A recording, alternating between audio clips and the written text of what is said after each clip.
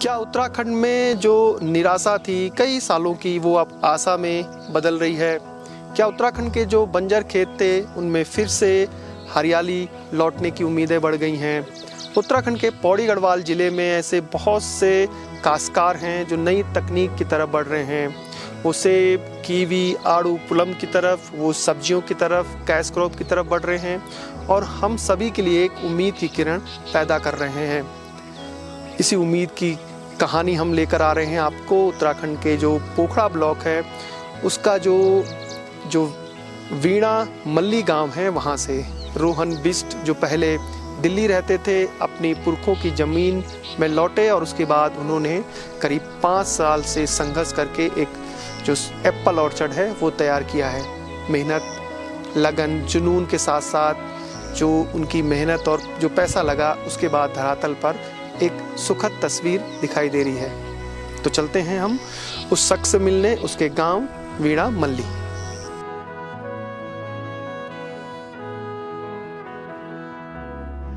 नमस्कार साथियों, मेरा नाम है संदीप गुसाई। उत्तराखंड के पौड़ी गढ़वाल ज़िले में ज़मीन पर बंजर खेतों को फिर से आबाद करने की जो कहानियों की सीरीज़ है उसमें हम पहुंचे हैं जो पोखड़ा ब्लॉक है उसके वीणा मल्ली गांव में। यहाँ कैसे एक परिवार ने मिलकर अपने बंजर खेतों को फिर से आबाद किया है और कैसे सेब का ऑर्चर्ड तैयार किया है और कितनी मुश्किलें उस काम में पिछले 5-6 सालों में उनके सामने आई हैं, उसी पर हमारी ये कहानी है। तो चलते हैं आपको लेके सीधे वीणा मल्ली गांव पोखड़ा।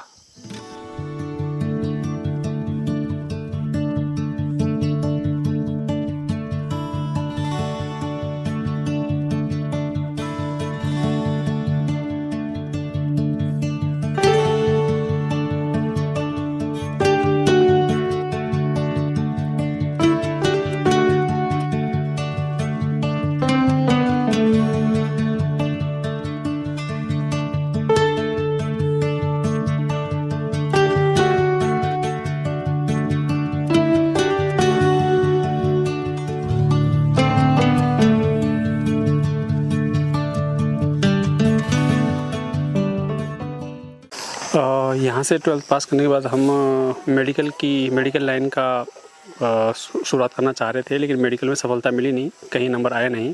तो उसके बाद हमने अपना ही कुछ बच्चों को ट्यूशन पढ़ाना शुरू किया। तो उसके बाद लाइन बनी एजुकेशन की और वहाँ बाहर रहते हुए मैंने एमएससी 2 सब्जेक्ट में की है, बीएससी बॉटनी और एग्रीकल्चर में की है और एमएससी मैंने 2 सब्जेक्ट में की है, बॉटनी और जूलॉजी में। तो साथ में पढ़ाई भी चलती रही और बच्चों को एजुकेशन देने का काम भी चलता रहा।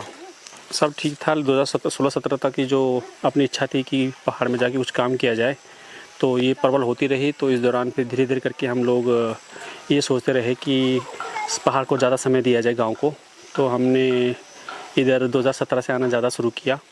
19 में मैं कम्प्लीटली इधर आकर के और पहले शुरुआत में सब्जियों काम को बढ़ावा दिया था, लेकिन एप्पल मिशन आने के साथ में हमने ये काम जो है बगीचे में कर दिया और सब्जी काम कम कर दिया है। हमारे पास लगभग 1200 के आसपास ऐसे प्लांट्स हैं जो रूट स्टॉक पे हैं और फलत पे हैं। ये बाकी टोटल वैसे प्लांट की संख्या पर नर्सरी मिला के बताया जाए तो हमारे पास टोटल जो है 1800 अलग से पौधे होंगे। टोटल संख्या जो है 3000 तक पहुँच जाती है।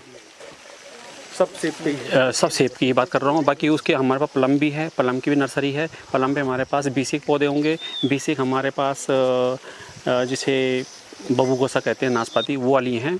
और आड़ू भी हमारे पास हैं, वो भी 20 पौधे होंगे। और अखरोट के भी हमारे पास 4-5 पेड़ हैं।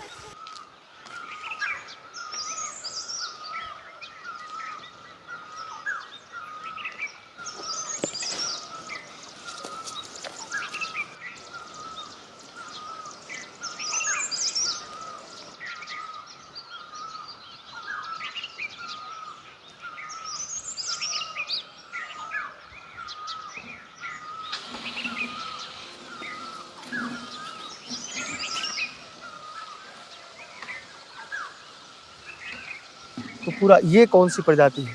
ये जिस ब्लॉक हम खड़े हैं इसमें 250 प्लांट्स हैं। 250 में से इसमें 200 प्लांट जो मोडी के हैं और 50 जो 50 हैं वो मेल प्लांट्स हैं। जो गाला है हमारे पास, जैसे ये है, और आपके पीछे वाला ये गाला है जो अभी तो कलर शुरू डेवलप कर रहे हैं, जो ये अभी कलर नहीं आया इनमें, ये गाला है।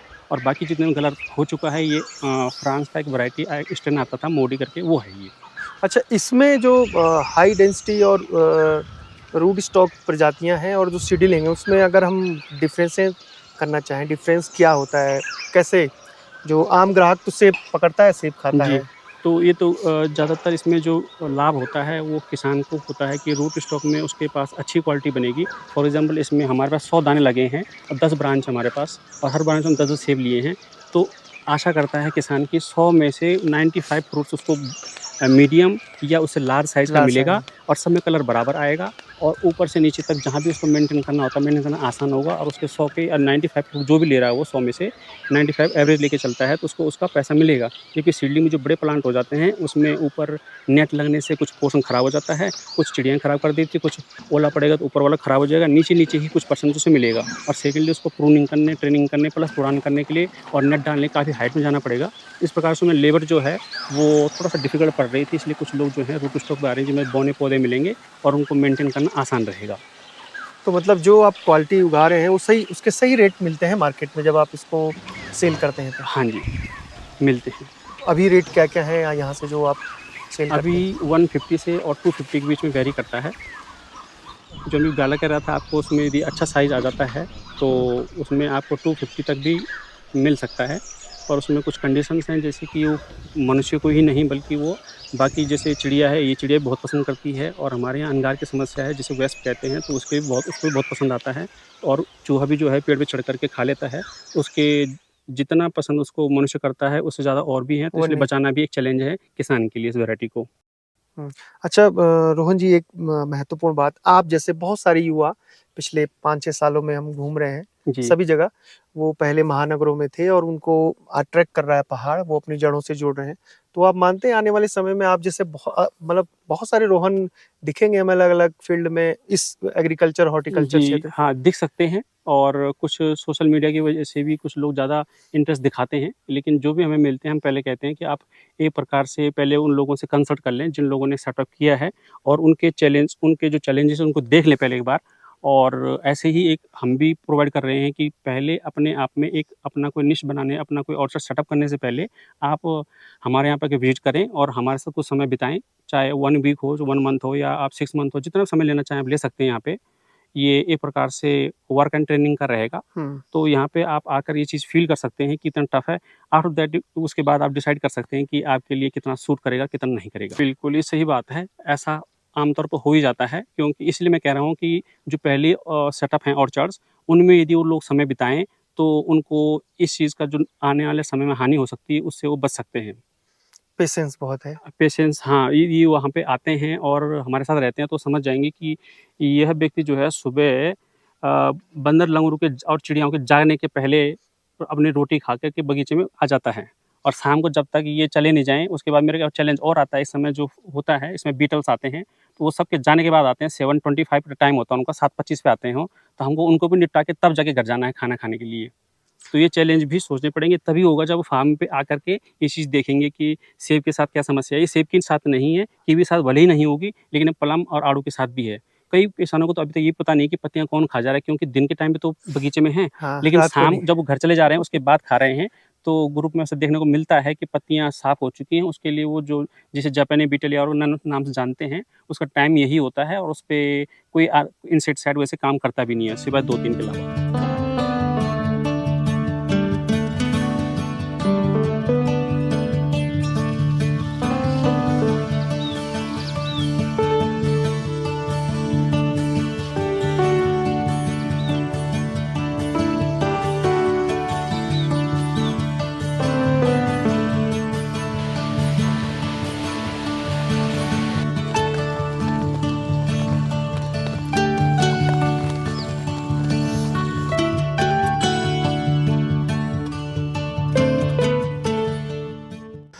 रोहन बिष्ट की जो एजुकेशन क्वालिफिकेशन है, उन्होंने बीएससी एग्रीकल्चर की और शायद मन में ख्याल रहा होगा कि भविष्य में जो अपने पैतृक गांव है, यानी सामने जो गांव दिख रहा है वीणा मल्ली, उसके पास उनकी एक ज़मीन है और पहले भी यहाँ सेब की खेती होती थी। यहाँ पर जो कोदा झिंगोरा होता था, सब्जियों का बहुत अच्छा यहाँ पर उत्पादन होता था। तो फिर से जब कोविड के आसपास 2017 के आसपास उन्होंने ये विचार बना कि क्यों ना यहाँ पर जो रूट स्टॉक तकनीक है सेब की उस पर काम किया जाए। और कोविड के बाद उनके पिताजी, उनके भाई और परिवार के और सदस्य इसमें जुट गए। हालांकि कोचिंग संस्थान से वो जुड़े रहे, उसके बाद उन्होंने एमएससी भी की, लेकिन जो उनका एक जुनून था पहाड़ और खेती की तरफ वो कम नहीं हुआ और उसी का परिणाम है ये जो तमाम बगीचा है। तो इसमें बहुत सारी सेब की अलग अलग प्रजातियां हैं, आड़ू, पुलम ये भी उन्होंने लगाए हुए हैं और सब्जियों का भी उत्पादन वो यहाँ पर कर रहे हैं।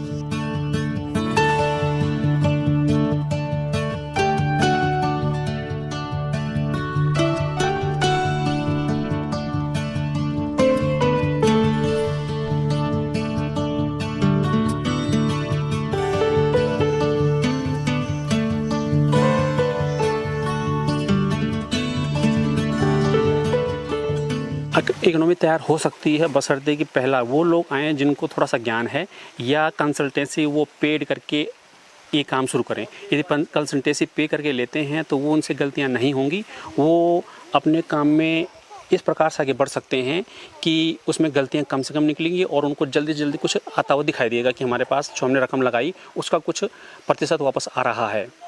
तो इसलिए बहुत आवश्यक है कि जिन लोगों की ऐसी बैकग्राउंड एग्रीकल्चर बैकग्राउंड नहीं रही है उनको कंसल्टेंसी 100% कंपलसरी है मेरे सुझाव से।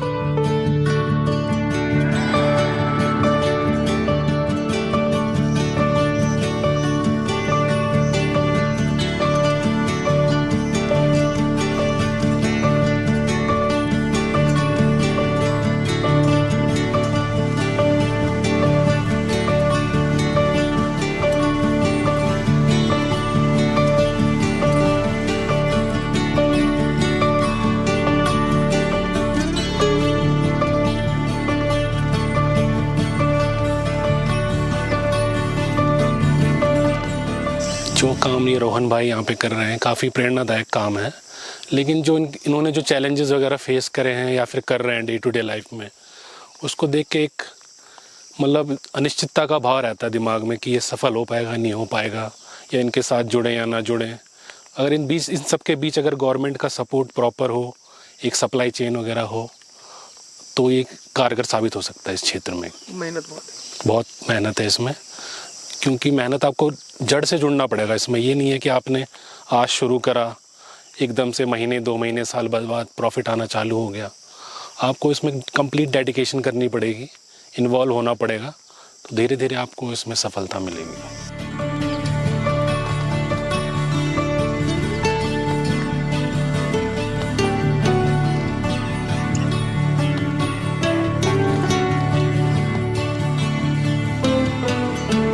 पिछले साल हमने आपको जो पवन बिष्ट है उसकी कहानी दिखाई थी, कैसे एक इंजीनियर किसान बना, कितनी मेहनत वो कर रहा है जो मरोड़ा गांव में।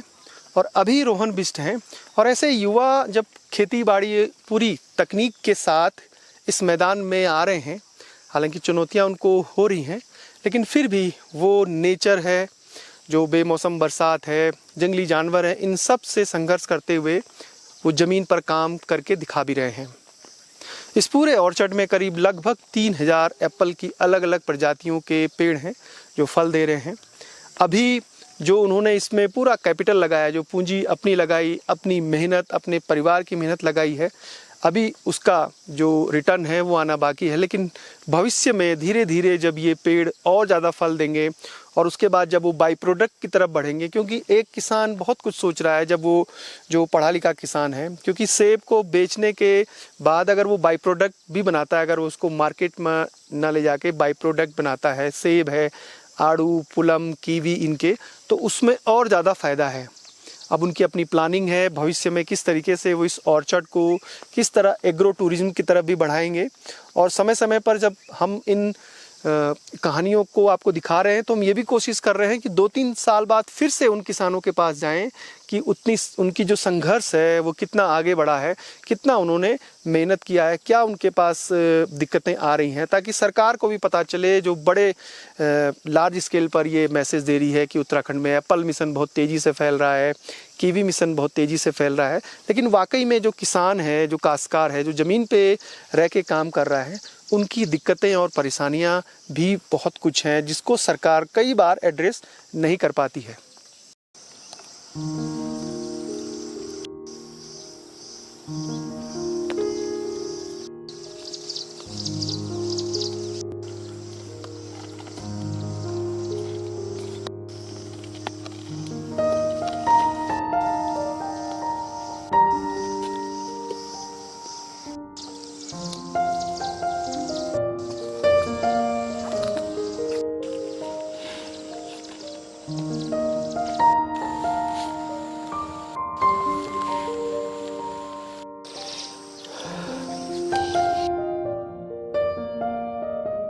जो फ्रूट फार्मिंग है उसमें तेज़ी से पौड़ी गढ़वाल के जो युवा हैं वो आगे बढ़ रहे हैं और रोहन बिष्ट की मेहनत धीरे धीरे सही ज़मीन पर दिखनी शुरू हो गई है। हालांकि उसे बहुत सारी अभी जो पड़ाव हैं वो पार करने हैं। भविष्य में इस तरीके के जो सफल प्रयोग हैं वो आगे भी हमें अलग अलग इलाकों में हम आपके लिए खोज कर लेकर आएंगे। पौड़ी के जो अलग अलग ब्लॉक हैं, चाहे वो पावो है, खिरसू है, एकेश्वर ब्लॉक है, कोट ब्लॉक है, थलीसैंण है, आपका ब्यूरो खाली, इन सब में जो एग्रो फार्मिंग की तरफ, ख़ास तौर पे फ्रूट फार्मिंग की तरफ तेज़ी से बढ़ रहे हैं। लेकिन बहुत सारे युवा ऐसे हैं जो सोच रहे हैं अभी। तो अगर आप सोच रहे हैं तो वीणा मल्ली गांव में आप रोहन बिष्ट के पास आकर उसके ऑर्चर्ड को विजिट कर सकते हैं। मुझे उम्मीद है कि आपको बहुत सारी जानकारियाँ इससे मिली होंगी और अगर आप यहाँ आएंगे तो और भी जानकारियाँ रोहन बिष्ट आपको उपलब्ध करा देगा। उनका जो नंबर है डिस्क्रिप्शन में है। आड़ू जो ये सेब का ऑर्चर्ड है ये तैयार होने वाला है कुछ दिनों में। अगर आपको सेब यहाँ से सेल करने हो तो भी आप उनको संपर्क कर सकते हैं। ये जो ज्ञानवर्धक जानकारी जो वीडियो है आपको कैसा लगा हमें ज़रूर बताइएगा। फिलहाल संदीप गुसाई को इजाज़त दीजिए। जय नंदा, जय हिमाल।